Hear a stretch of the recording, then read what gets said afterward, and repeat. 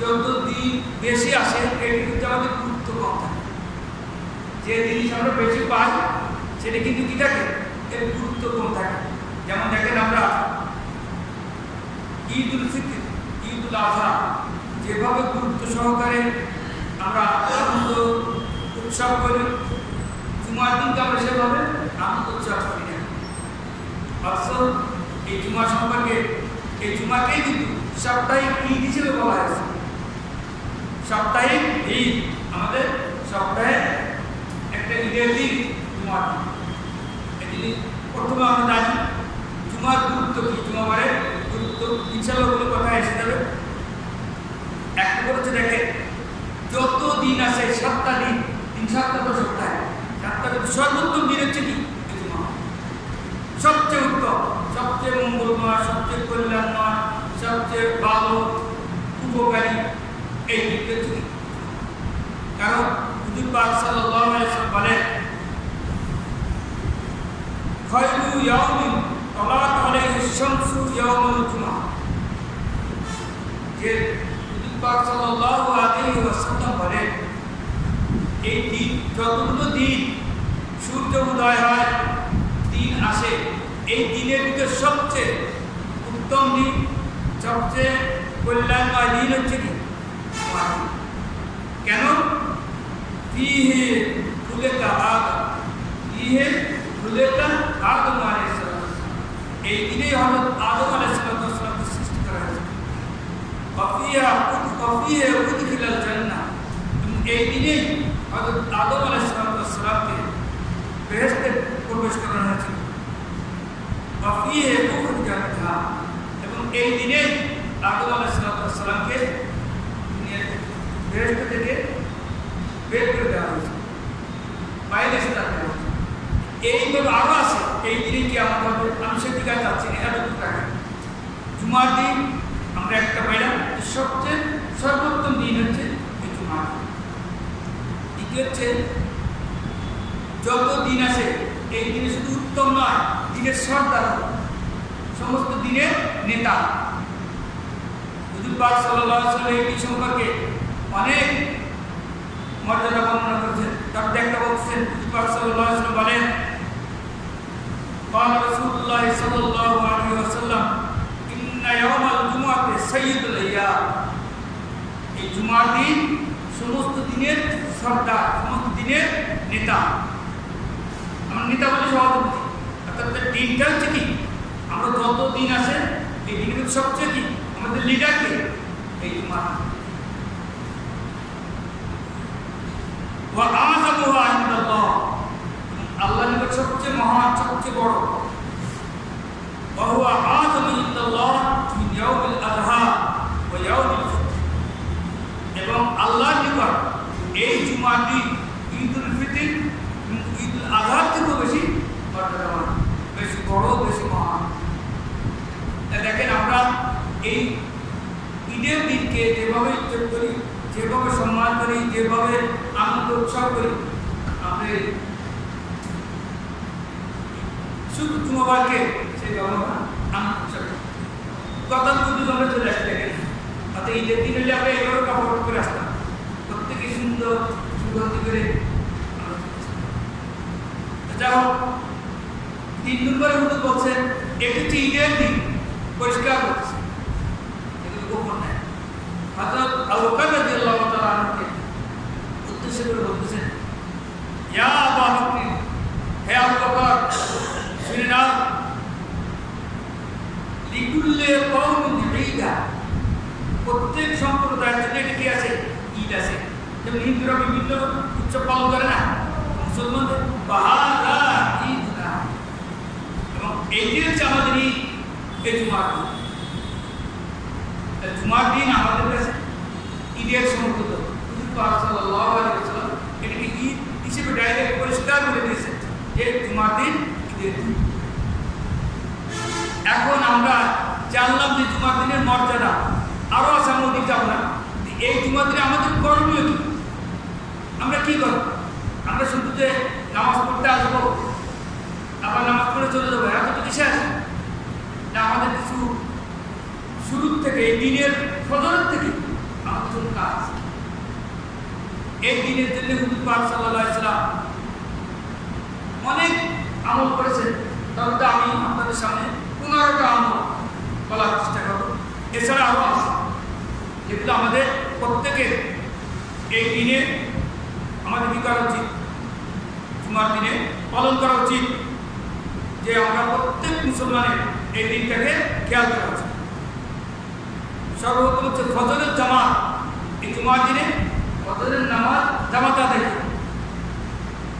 কেন? হুজুর পাক সাল্লাল্লাহু আলাইহি ওয়াসাল্লাম বলেন, আফজালুস সালাওয়াতি ইনদাল্লাহ, যত নামাজ আমরা পড়ি এটা আল্লাহর কাছে সবচেয়ে উত্তম নামাজ সালাতুল ফজর ইয়াউমুল জুমআহ ফি জামাত। ফজরের জামাত জুমার দিন জামাতে আদায় করা। তো যদি আমরা জিজ্ঞাসা করি যে আমরা প্রত্যেকে যে ফজর জামাত করছি কিনা না, দেখেন আমি হুজুর পাক সাল্লাল্লাহু আলাইহি ওয়াসাল্লাম এই জুমার শুরুটা যাতে ভালো হোক সেদিন ফজরের নামাজই জামাতের সাথে আদায় করার জন্য উৎসাহিত করেছে। যদি শুরু ভালো হয় পুরো দিনটাই ভালো। দ্বিতীয়ত, এই দিনে হুজুর পাক সাল্লাল্লাহু আলাইহি ওয়াসাল্লাম কয়েকটা জিনিস বলছে, যেমন গোসল করার কথা বলছেন, খুশবু লাগানোর কথা বলছেন, মেসওয়াক করার কথা বলছেন, সুন্দর কাপড় পরা, 6 নম্বর হচ্ছে আপনার দুখুলুল মসজিদে এসে দুখুলুল মসজিদ পড়া, 7 নম্বর হচ্ছে কাউকে কষ্ট না দেওয়া। এরকম এটি কথা হচ্ছে আমরা আসি দেরিতে, দেরিতে এসে কি করি, আসতে চাই সামনে। মানুষ যখন কাতার করে যায় তখন একদিন ভাগ করে করে একদিন ঘাড়ের পথে পা দিয়ে দিয়ে চলে আসে কি সামনে কাতার। এটা কিন্তু পাঁচটা মারা গেছে। এই জন্যই আমাদের উচিত আমরা আগে আসবো, আগে এসে সামনের কাতারে বসবো।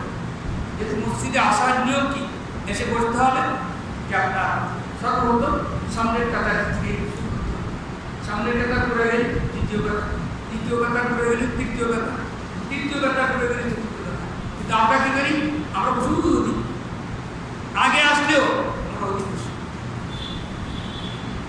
তার কারণ কি হয়, কিন্তু যখন ইমাম সাহেব খুতবা দিতে আসেন, বক্তব্য দিতে আসেন, তখন তাড়াতাড়ি চলে আসেন।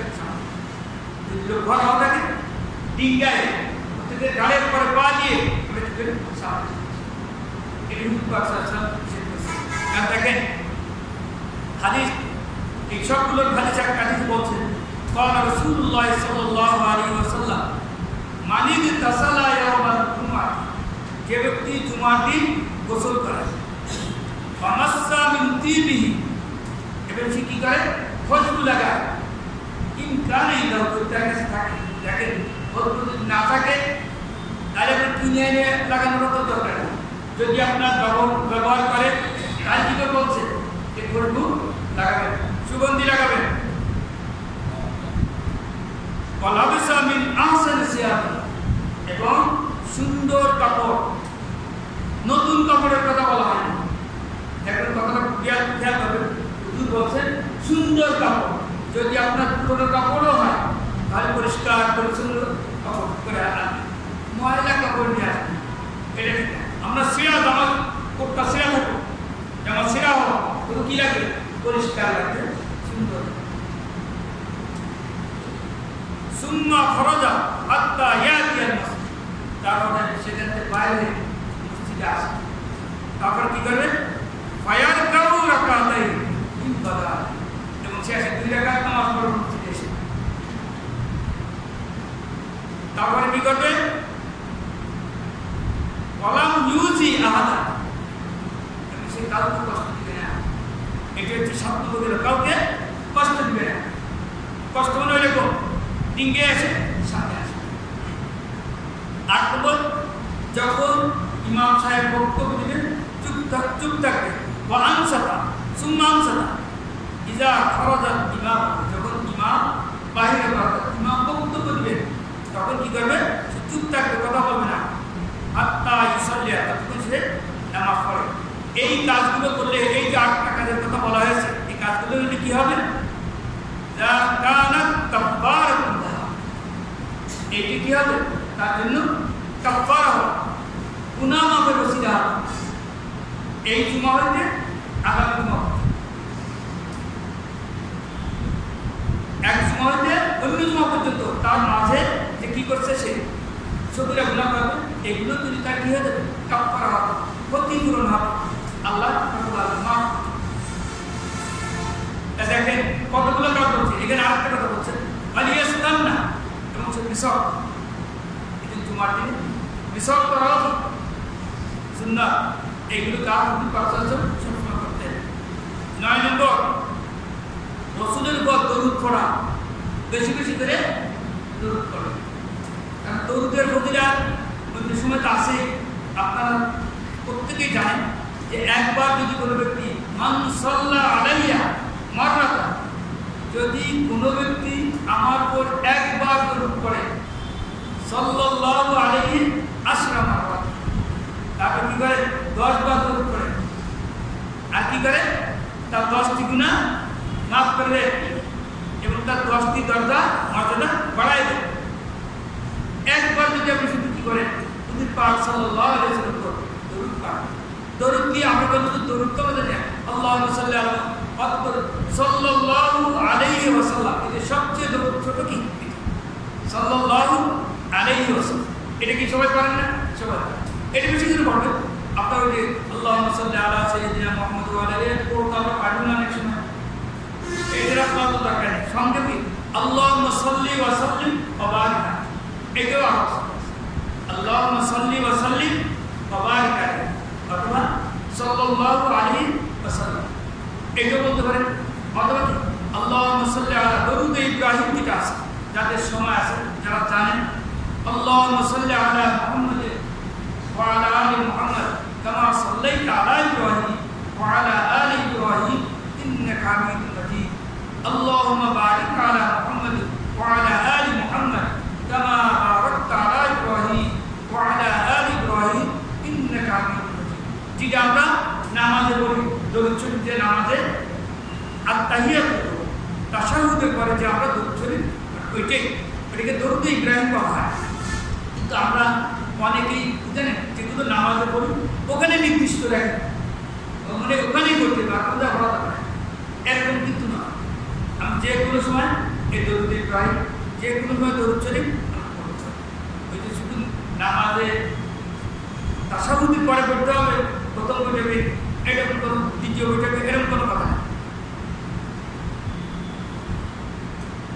হুজুর পাক সাল্লাল্লাহু আলাইহি ওয়াসাল্লাম বলেন, ইন্না মিন আফজালি আইয়ামিকুম ইয়াউমুল জুমআহ, তোমাদের মধ্যে সবচেয়ে উত্তম দিন হচ্ছে কি? জুমার দিন। বলছে ফাকসিরু আলাইয়া মিনাস সালাত, কি সুতরাং তোমরা ওই দিন বেশি বেশি করে কি করো? দরুদ পাঠ করো। কেন? ফাইন্না সালাতাকুম মা'রুজাতুন আলাইয়া, কেননা তোমাদের এই দরুদ আমার কাছে পাঠায় দেওয়া। তখন ইলা ইয়া রাসূলুল্লাহ ওয়া কাইফা তুরাদু সালাতুনা আলাইকা ওয়াকাদ আলিমা, আমাদের দরুদ আপনার কাছে কি করে পড়বে? আপনি কোথায় থাকবেন? মদিনায়, অথবা সেখানে আপনি আপনাকে দাফন করা হয়েছে, আপনার সব হাড্ডি মাংস কিছু নাই, তা আপনার কি করে আপনাকে জানবে? তখন হুজুর পাক সাল্লাল্লাহু আলাইহি ওয়াসাল্লাম বলেন, ক্বালা রাসূলুল্লাহ সাল্লাল্লাহু আলাইহি ওয়াসাল্লাম, ইন্নাল্লাহা হাররামা আলাল আরদি, নিশ্চয় আল্লাহ এই পৃথিবীর উপরে, এই জমিনের উপরে, মাটিকে হারাম করে দিয়েছেন আন তাকুলা আজসাদাল আম্বিয়া, এই নবীদের শরীর ভক্ষণ করা। যেমন অন্যান্য শরীরকে মাটি যদি পায় খেয়ে ফেলে না, মাটিতে কি করে ফেলে? সমস্ত শরীরকে খেয়ে ফেলে, কিন্তু নবীদের শরীর খাইতে পারে।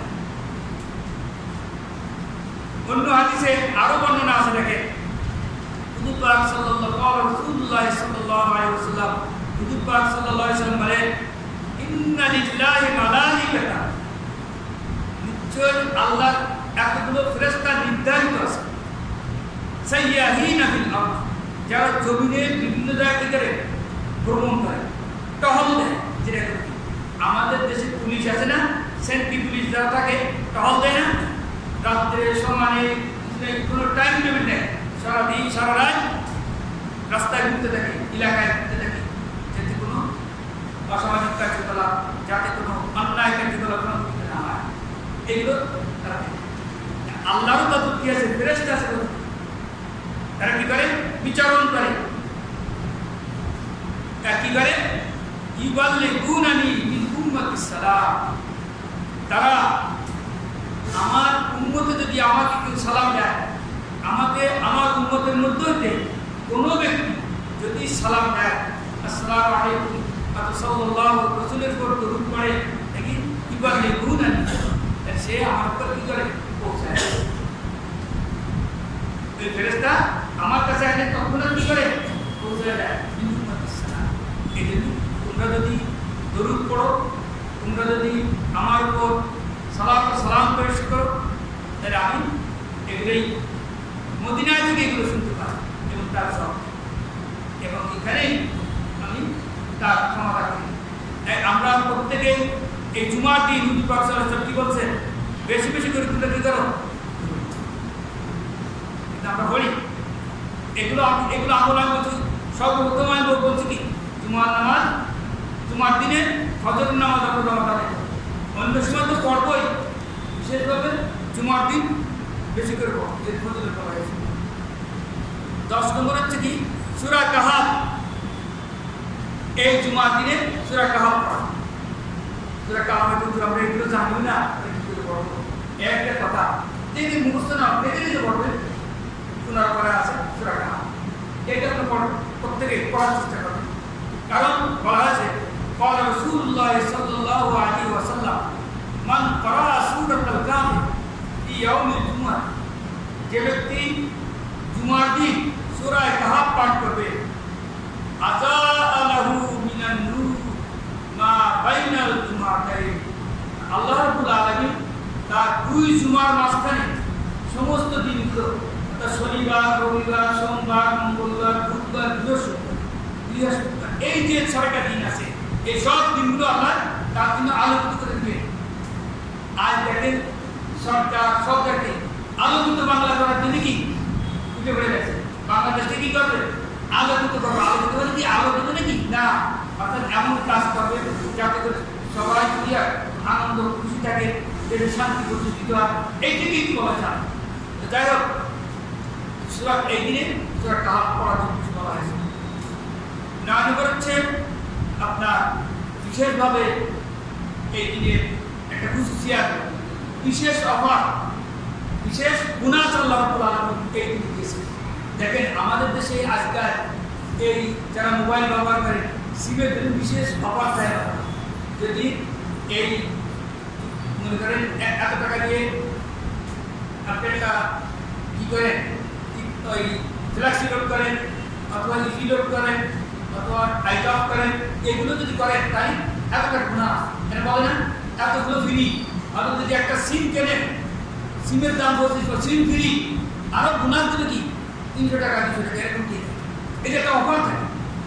তবে কবে যে লিভার বয়েলস মাল কথা বলছে, লিভার বয়েলসের যে কিগুলো সাবানগুলো কেনেন, এক কার্টন দিলি 6টা ফ্রি, এরকম কি থাকে বোনাস থাকে। তা আল্লাহ রাব্বুল আলামিন এই জুমার দিনে একটা বোনাস দিয়েছে, খেয়াল করে শুনবেন।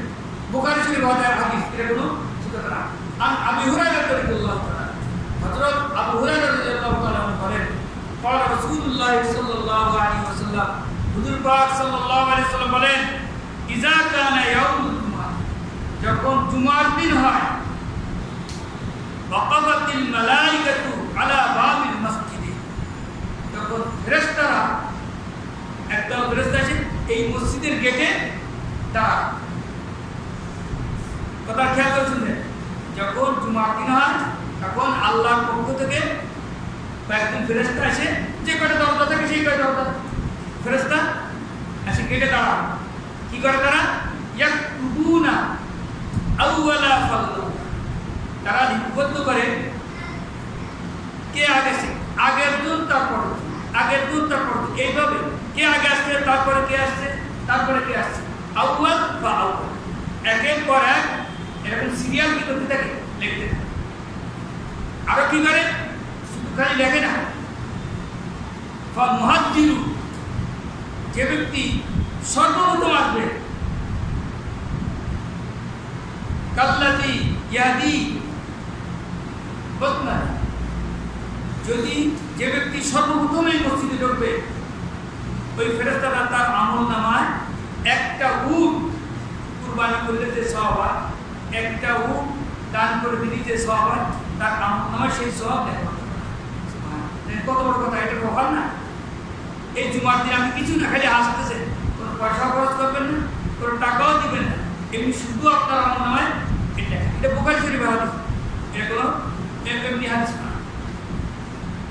তারপরে যেজন আছে ইয়াদি বাকার, তৃতীয় ব্যক্তি যে হয় আসে, তার আমল নামায় কি লেখা হয়? গরু কুরবানি করা, সওয়াব করা। তৃতীয় ব্যক্তি আসলে তার আমল নামায় ছাগল কুরবানি করা, সওয়াব লেখা হয়। চতুর্থ ব্যক্তি মুরগি জবাই করা, সওয়াব আসে। পঞ্চম ব্যক্তি হলে তার আমল নামায় ডিম, একটা ডিম দান করলে যে সব শেষ। এইভাবে তাকে চলতে থাকে। যখন ইমাম সাহেব আসে তখন তারা ছেড়ে দিয়েছে, এখানে কি করতে থাকে? নামাজ আদায় করে। তাহলে এই জুমার দিন আমাদের প্রত্যেকে কি আগে আসা কথা, কিন্তু আমরা সে প্রতিযোগিতা নেই। দেখেন আজ যদি টাকা এই সিম কার্ড, যদি এখানে বলা হতো আজকে এই মসজিদে এই বোর্ড অফিসে চাল দেওয়া হবে, ফ্রি চাল দেওয়া হবে, ফ্রি না, এর দাম কমে দেওয়া হবে, তবে তখন দেখবেন রাত ফজরের নামাজ থেকে শুরু হয়ে যাবে লাইন নাকি? আমি তো দেখছি, একদিন তো আমি আসি তো, আমি এবার গেছিলাম খুলনায়, তখন দেখি বিরাট এক লাইন। আমি তো যাইনি, কোনো দেখি না, তাহলে কি এরকম লাইন কেন? ফজরের নামাজ পড়তে মসজিদ গেছি, শেষ সময় নেয় তো ওদিকে লাইন কেন?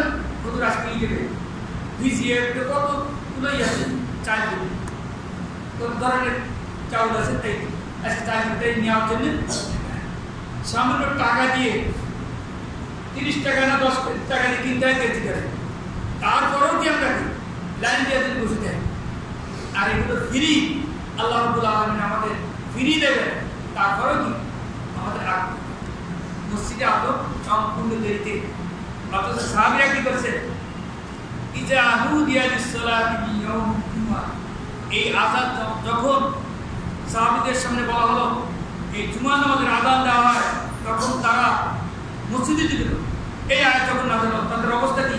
কাঠুরিয়া যদি কাঠ কাটছে, তখন কোড়াল উপরে পেয়েছে, এমনি ফেলে দিচ্ছে, আযান দিচ্ছে, আর এমনি সামনে মানে নেই। চিন্তা করে দেখেন, কোঠার দেশের লাকড়ি চিরাচ্ছে, লাকড়ি ফাটতেছে, কোড়াল এই পাশে উঠেছে, এমনি ছেড়ে দিয়েছে, সামনে না। সাহাবীরা এতই ছিল। আর আমরা কি করি? জুমার দিন হোক আর যেদিনই হোক, আমরা একটু পরে যাবো, মানে কি করবো? একটু পরে যাবো, এখনো দেরি আছে, একমাত্র বক্তব্য কি বলতে থাক, পরে যাবো নাকি? আমাদের এই ধরনের মনোভাব। এখানে যদি আমি 5 মিনিট থাকি দিবেন, তাহলে 500 টাকা কীভাবে লাভ হবে? এই যে আমরা একটু বেশি লাভ পাস করি, অথচ আল্লাহ যদি আমাদের লাভ নষ্ট করে দেয়, কোনো মতো সম্ভব নয়। আমাদের 500 টাকা লাভ করলে কি হবে? অন্য দিক দিয়ে 1000 টাকা চলে। এই জন্য আমাদের নামাজের প্রতি গুরুত্ব দেওয়া উচিত। যত মাল্লাহুল মাওলা আল্লাহু, যে ব্যক্তি আল্লাহর হয়ে যায়, আল্লাহ যার হয়ে যায়, তার সব, সে সব কিছু পায়। এটি আমাদের খেয়াল রাখতে হবে। আল্লাহকে যদি আমি খুশি করতে পারি, আল্লাহকে যদি রাজি করতে পারি, তাহলে আমার কোনো বিপদ আপদেও আল্লাহ আমাকে জোর করে। তেল ব্যবহার করা ওয়াইদাহীন, এবং এই দিনে কি করা? তেল, সুগন্ধি তেল ব্যবহার করেন, এবং পায়ে হেঁটে মসজিদে আসা। যেমন ঈদের সময় কি পায়ে হেঁটে যাওয়ার কথা বলছে, গাড়ি আসার না, মোটরসাইকেল নিয়ে যাওয়া, গাড়ি নিয়ে যাওয়ার থেকে পায়ে হেঁটে মসজিদে আসা সব বেশি। তারপরে একটা দোয়া করা, কারণ বলা হয়েছে এই দিনে এমন একটি দিন আছে, সময় আছে, এই জুমার দিনে। বুখারী শরীফের হাদিস, قال রাসূলুল্লাহ সাল্লাল্লাহু আলাইহি ওয়াসাল্লাম, ইন্না ফিল জুমআহ, নিশ্চয় জুমার দিনে, লা সাআতান লা ইউআফিকু ইল্লা আ'তাহু। দেখেন জুমার হুজুর পাক সাল্লাল্লাহু আলাইহি ওয়াসাল্লাম বলেন জুমার দিনে এমন একটি সময় আছে, এমন একটি মুহূর্ত আছে, এই মুহূর্তে যদি কোনো ব্যক্তি আল্লাহর কাছে সময় মতো সেই ঠিক টাইমে দোয়া করে, এই দোয়া যা হবে তাই আল্লাহ কত বড় কথা, যা হবে তাই, কোনো ব্যতিক্রম করবে না। তাহলে আমাদের প্রত্যেকের মালা বলা যায়, মালা ওই অন্যায় দোয়া না করা চাই, অন্যায় কিছু চাওয়া না চাই, যেগুলো আপনার বৈধ না সেইগুলো যদি চান সেগুলো দেবে না। এমনি জিনিস বলছেন সামান্য সময়, অল্প সময়, বেশি সময়। কেউ কেউ বলছে হাদিসে আসছে এই যে ইমামরাও তখন করতে আসে, নামাজ শেষ করা পর্যন্ত এক কথা আসে সাহাবীদের মতো করে। দ্বিতীয় কথা বলা হয়েছে আসরের পর থেকে মাগরিব পর্যন্ত শেষ, এর মধ্যে একটা সময় আছে, তো পুরো সময়টা না, ওর মধ্যে যে কোনো একটা সময় আছে, সেই সময় মতো যদি আপনি দোয়া করতে পারেন তাহলে আপনার যা আছেন আল্লাহ থাকে। তাহলে আমরা প্রত্যেকে রমজানকে গতানুগতিক না বানাই, আমরা প্রত্যেকে এই জুমার দিনকে অন্যান্য দিনের মতো না করে একে গুরুত্ব দিই এবং ভালো মতো আমরা থেকে যা যা আমি যে 15টা জিনিস বলছি এই 15টা জিনিস আমরা আদায় করার